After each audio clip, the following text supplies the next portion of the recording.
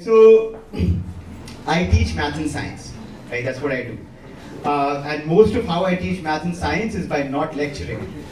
So I'm going to try to do that. I'll give you a quick, 30-second summary of my life.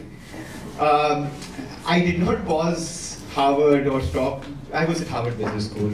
I did not leave Harvard Business School to change the world. I left Harvard Business School because I have had so much fun since then. And I think what I would like to do today in the next few minutes is really run you guys through a few questions that I had to answer for myself.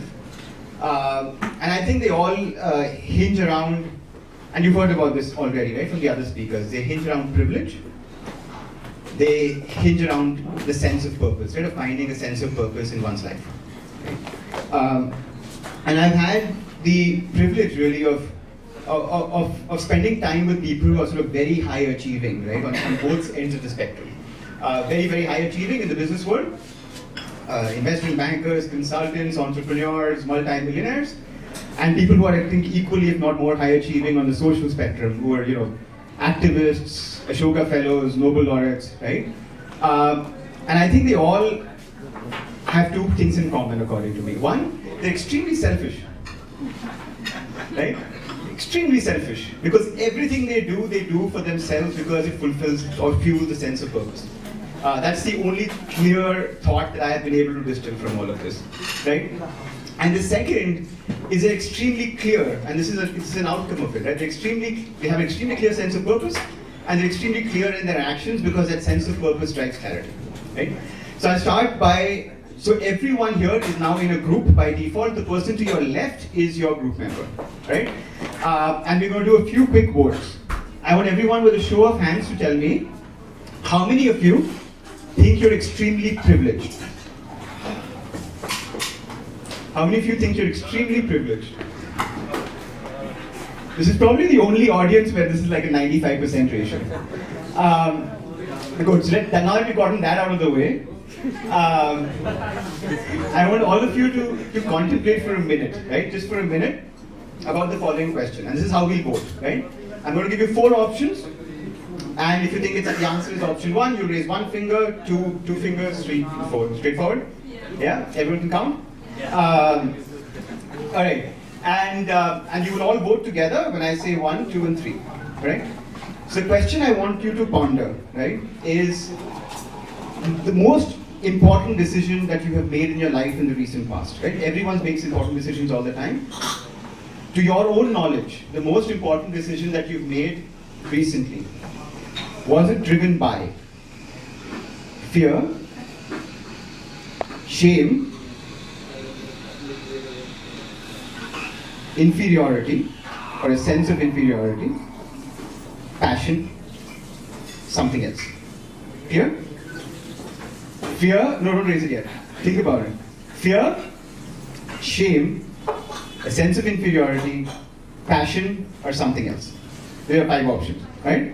So I want you all to take a minute, just contemplate, and then when I say 1, 2, and 3, just raise your hands quietly.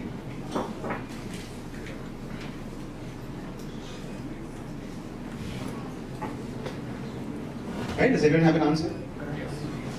Yes. Yeah?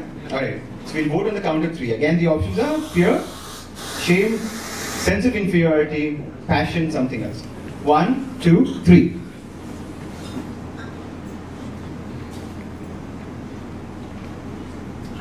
Again, this is a very, very skewed audience, but I do see a lot of 2s, a lot of 3s, a lot of 4s, some 5s, right? And I would love to, and I think what we should do is love to hear what 5 was. But I think for most of my life, right, and I think this is true for most of us, for most of our lives, we make decisions based on fear, shame, or a sense of inferiority. Most of us belong, and I think we love to aggrandize the middle class, right? We're these poor souls who are not rich enough and we're not poor enough. Really, oh damn, I'm not that rich. And oh, I'm just not that poor, so it's not cool for me to do half these things, right? We love to aggrandize ourselves, and if you ask any person, they will love to classify themselves as middle class. Right? I went to this lovely institution which is full of very wealthy people, and if I ask them, are you middle class? Yes, of course I am. I have an Aston Martin. Right?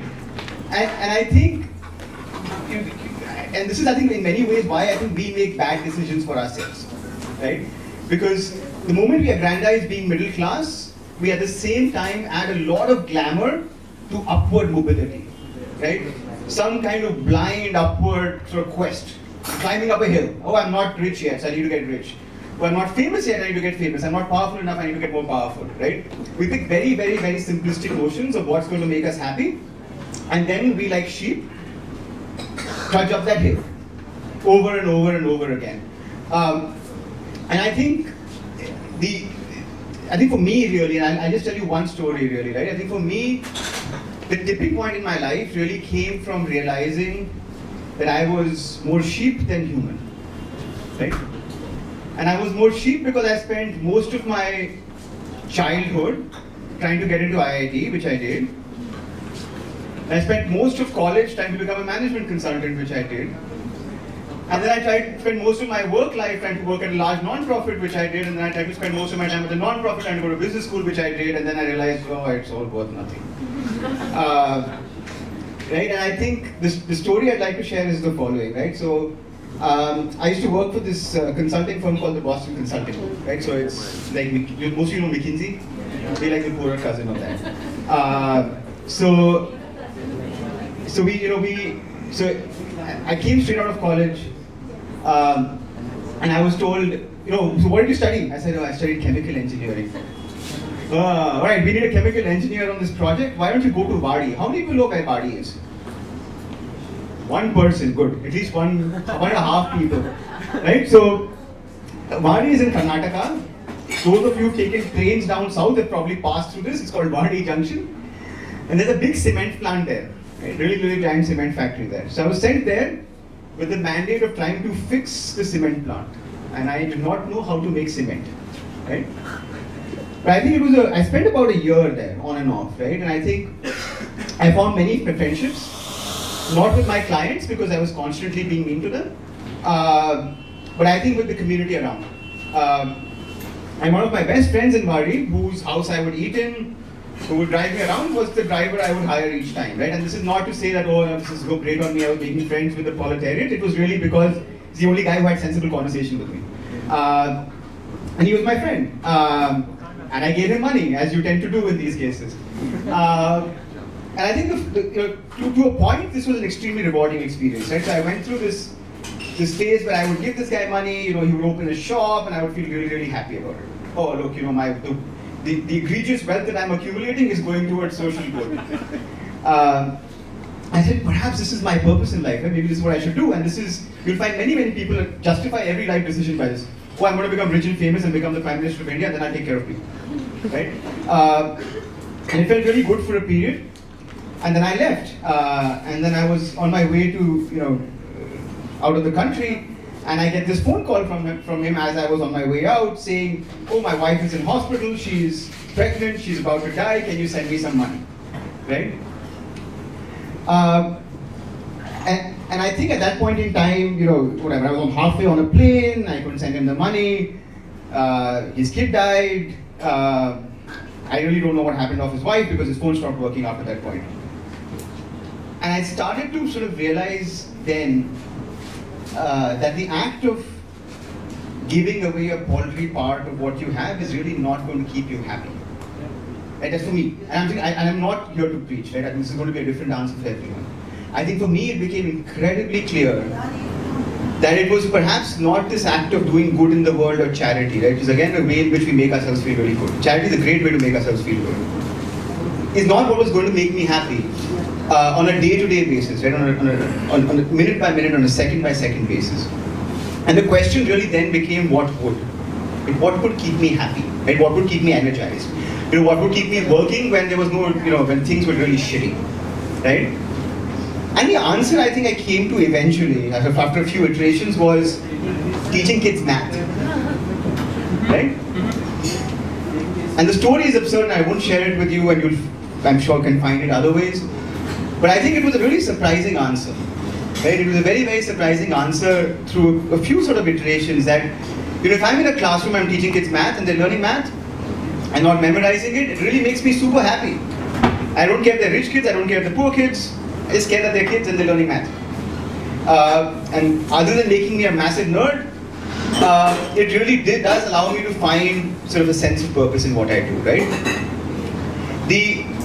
And that makes me happier, and I can say this categorically, that makes me happier than giving money away. It makes me happier than helping someone who's really poor come off the street. That simple fact of kids learning math makes me really, really happy and gives me a deep sense of purpose, right? The other story is around sort of taking this to the next step, right? So, we started a non-profit, and we started teaching kids math, and we started teaching poor kids math and science, and they did really well, and we did really well as a consequence, I think.